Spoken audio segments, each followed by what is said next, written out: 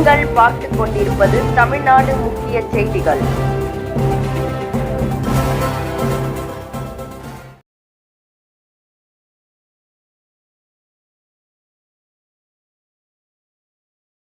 வணக்கம். திருவள்ளூர் அருகே விபத்தில் காயமடைந்த முதியவரை தனது காரில் ஏற்றி வந்து திருவள்ளூர் அரசு மருத்துவமனையில் அனுமதித்தார் முன்னாள் அமைச்சர் பி. வி. ரமணா.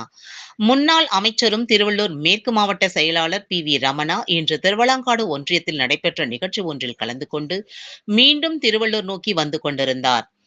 மாவட்ட துணை செயலாளர் ஏ. செந்தில்குமார், மாவட்ட இளைஞரணி தலைவர் புங்கத்தூர் டி. தேவா, அம்மா பேரவை இணை செயலாளர் வள்ளிமாப்பேட்டை இ. சீனிவாசன் உட்பட கழக நிர்வாகிகள் திருவள்ளூர் அடுத்த திருப்பாச்சூர் என்ற பகுதியில் வந்து கொண்டிருந்தனர்.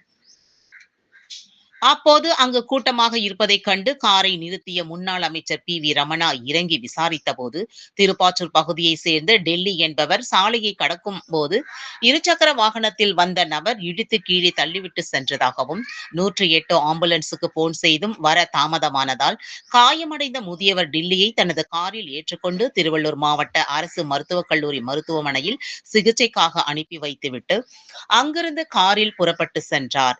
இந்த சம்பவம் திருப்பாச்சூர் கிராம மக்களிடையே நெகிழ்ச்சியை ஏற்படுத்தியது.